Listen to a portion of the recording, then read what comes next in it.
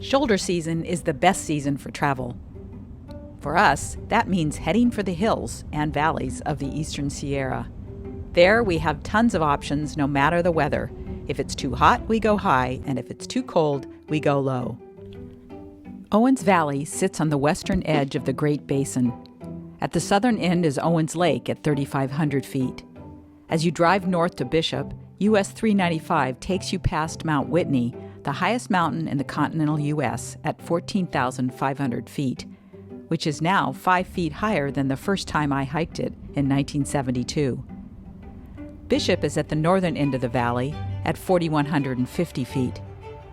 All along US 395 are bare-bones BLM camping spots that suit us well. Nothing fancy except the views. But take almost any side road towards the mountains and you'll find U.S. Forest Service campsites in the pine trees with crystal clear streams flowing down to the valley below. Which camping option we choose is almost always a last-minute decision because we never know where we might want to stop and explore. We're at the Mount Whitney Fish Hatchery. Gosh, we haven't been here in a few years, and they had a flood probably, I want to say 20 years ago, and kind of closed everything down, and a group took it over, kind of a Friends of group.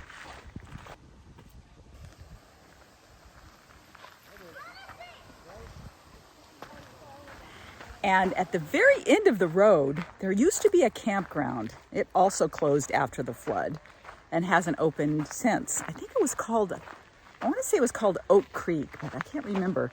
Stayed there once in college on I think it was a geology field trip or something like that. Oh, here's some trout.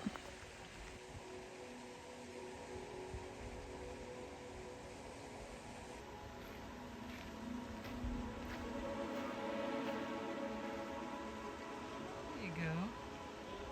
And then, of course, the other thing that hit them was the whirling disease.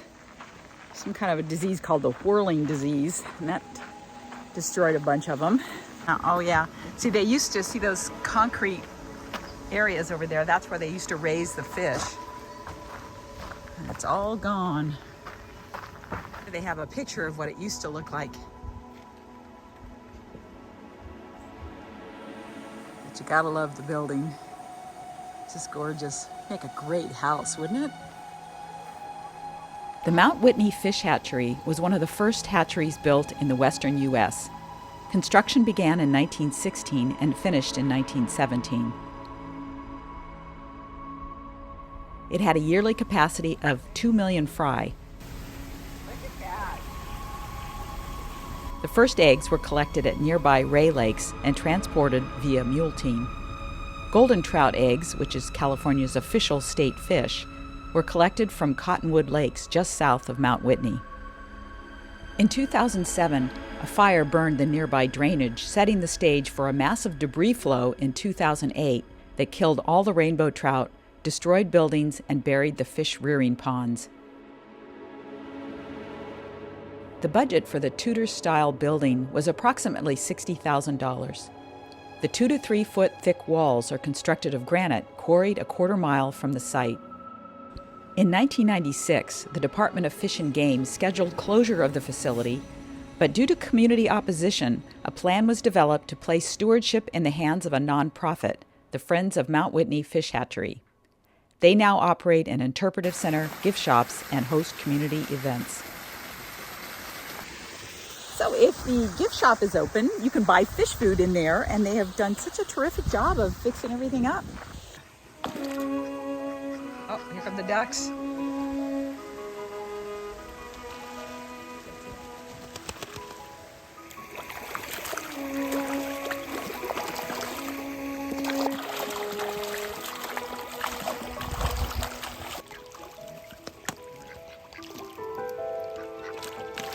They're like B-1 bombers.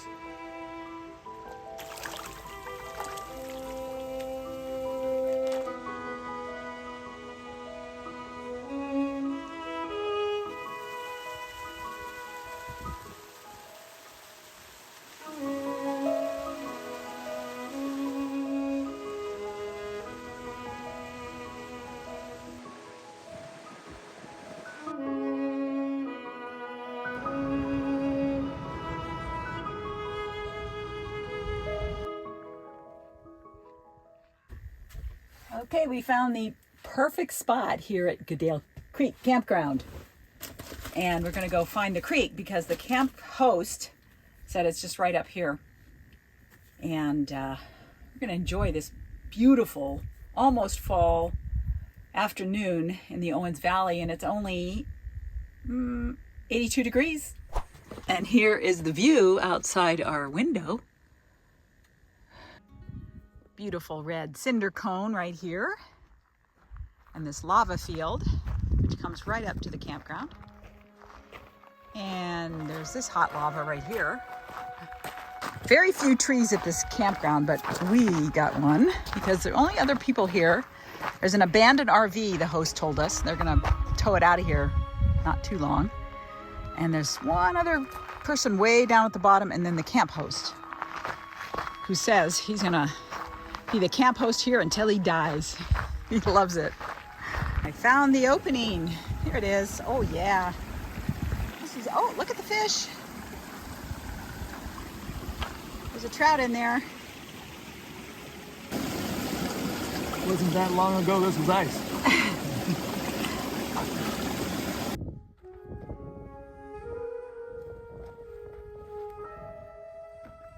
There is nothing like the evening in Owens Valley this time of year. It's just gorgeous. This is the aftermath of Hurricane K.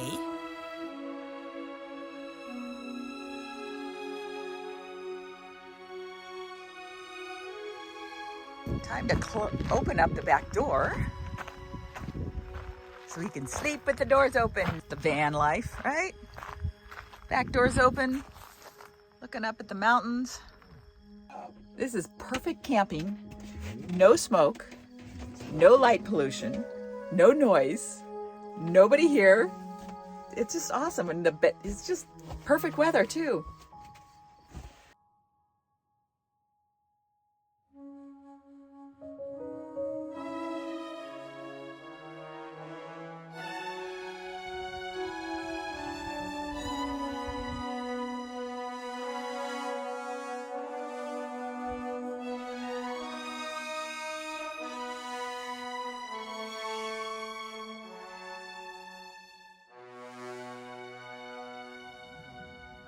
The next several days we spent with our neighbors, camping and sharing places they had never visited, even though they have owned a condo in Mammoth Lakes for over 40 years.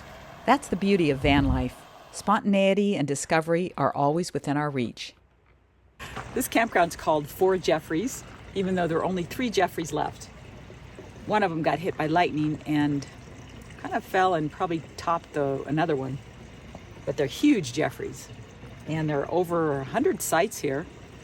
In the fall, they let the season dictate when they close, so as soon as the first snow hits, they'll close. And no reservations at the end of the season, so that's kind of nice. You can just come in, and obviously it's very empty. We are back where it all began, at the Laws Railroad Museum. This is where we decided we were going to do Route 6 all the way to Provincetown.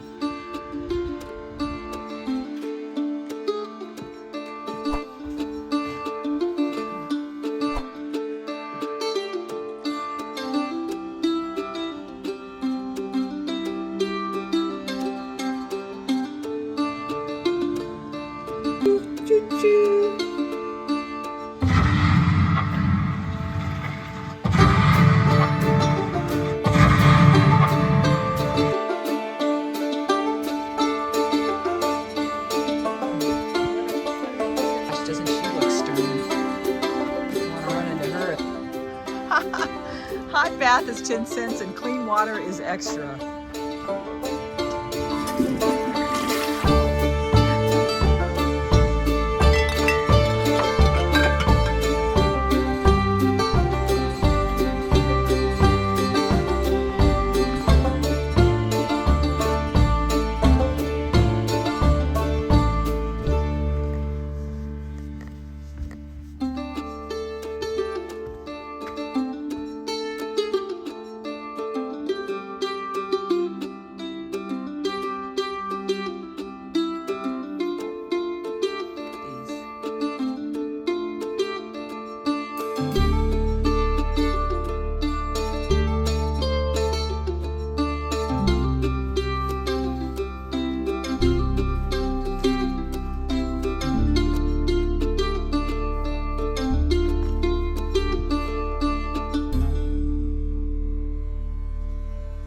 working at St. Albans?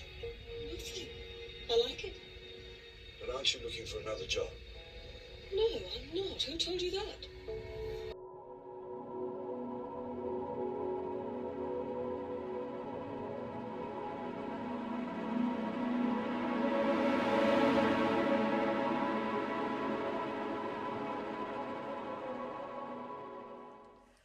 John bought me this Omnia thermometer. I didn't even know they made one.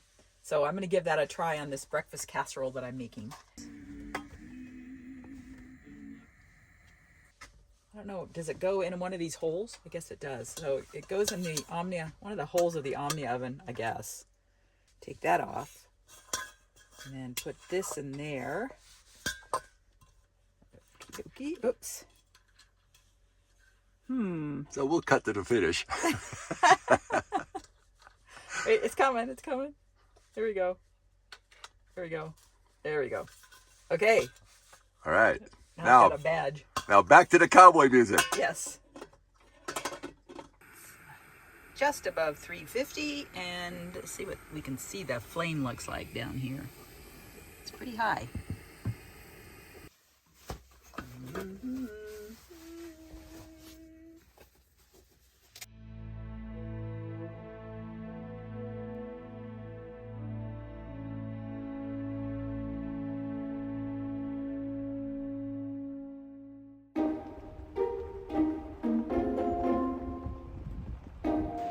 We're at McGee Creek and we're going to take a hike up. It's maybe a mile and a half.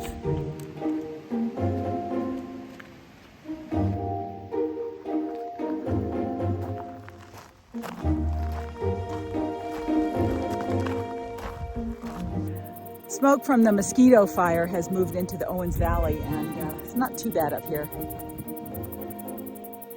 Wow. I don't know what that is, but it is huge.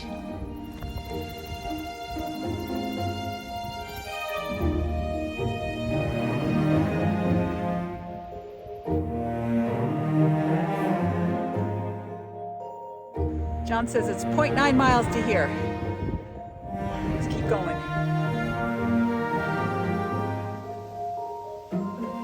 aspen are just starting to turn yellow.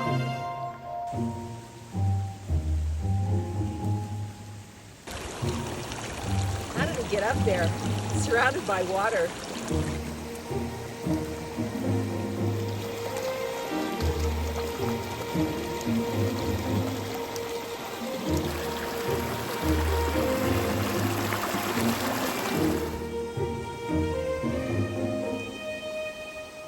A spot to sit.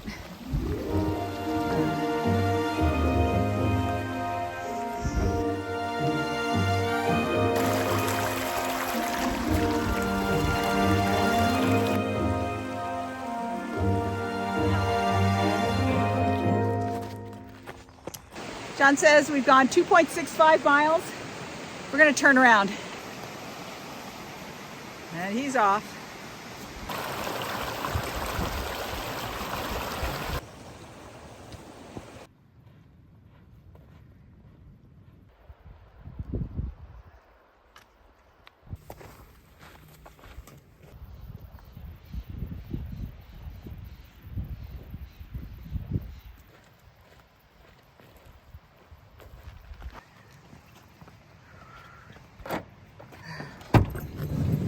It's 5.25 miles. It's a lot of, there's a lot of elevation gain. That's a tough hike. There's a big pothole.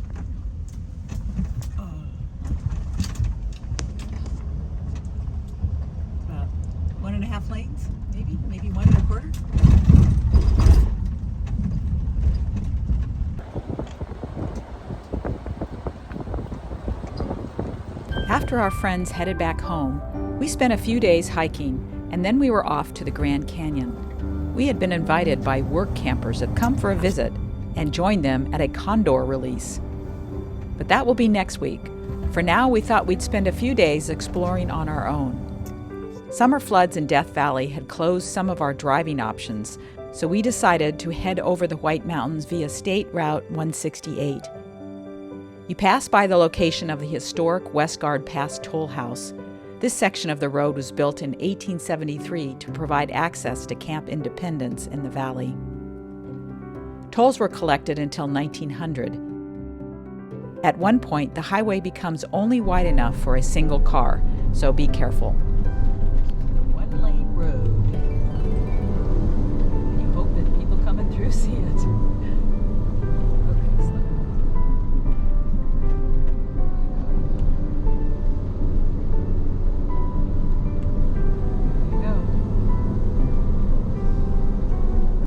State Route 168 ends at Route 266, where we encounter the ghost town of Palmetto, established in 1866 when silver was discovered nearby.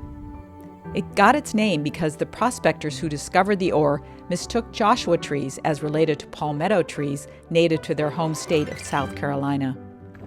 Joshua trees are actually yuccas, members of the asparagus family.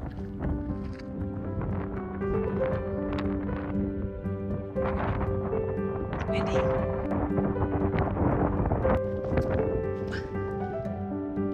Yeah.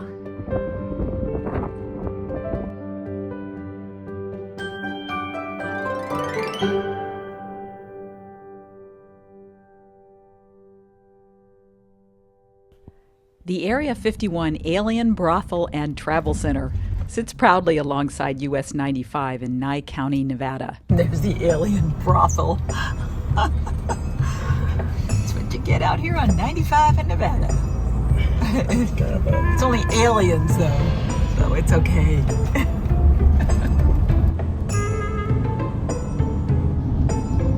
should check out Smith's and see if they have streets.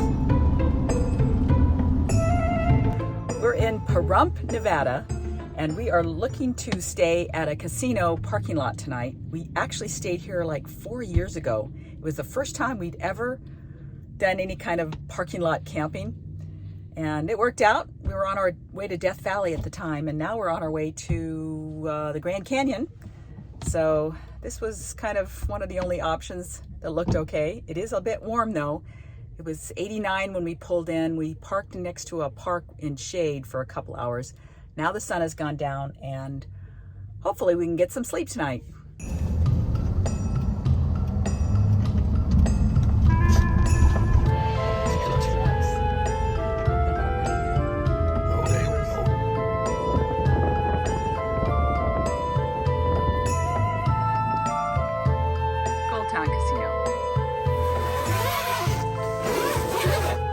We survived the night, even better than last time we were here. It was quieter and it cooled off enough to sleep. And now we're gonna hit the road to Williams, I think is our next stop. See if we can find a dispersed spot to camp. In fact, this trip, you added it up yesterday, didn't you, John? How much have we spent on camping? I think we're averaging around $3 or $4 a night. Now, the first time you camp in a parking lot, you're kind of nervous, so you're not going to sleep very well. But we've done this plenty of times now, and this spot is actually in all stays. The trucks have fired up. There's about 4 trucks behind us. But they were quiet all night. Yeah, they were super quiet. They did not have their engines on or anything. Got to have complete blackout curtains because parking lots are usually pretty bright. Let's go. Let's go. Put our clothes away.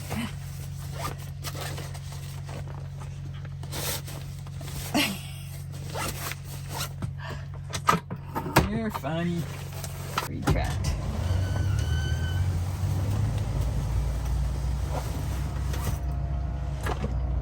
Blink.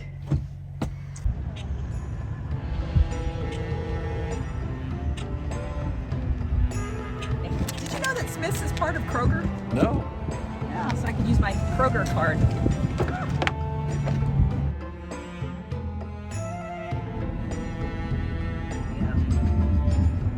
South for 70 miles. Welcome to Arizona. Welcome to Arizona.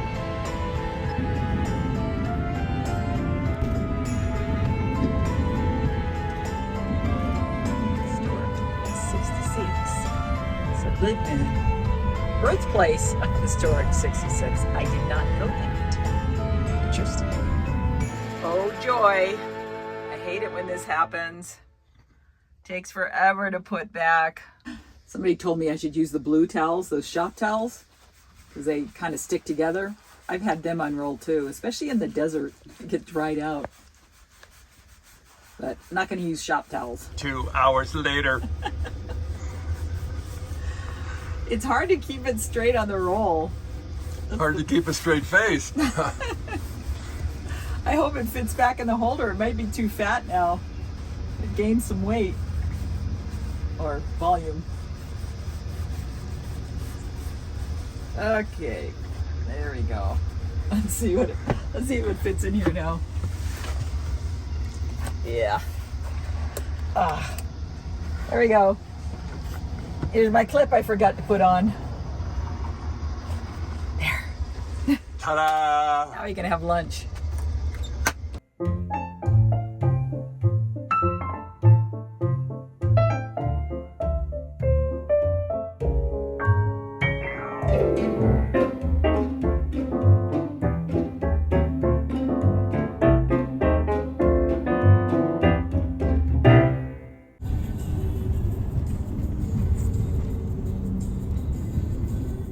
Lake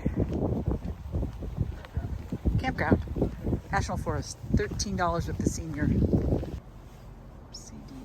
Huh.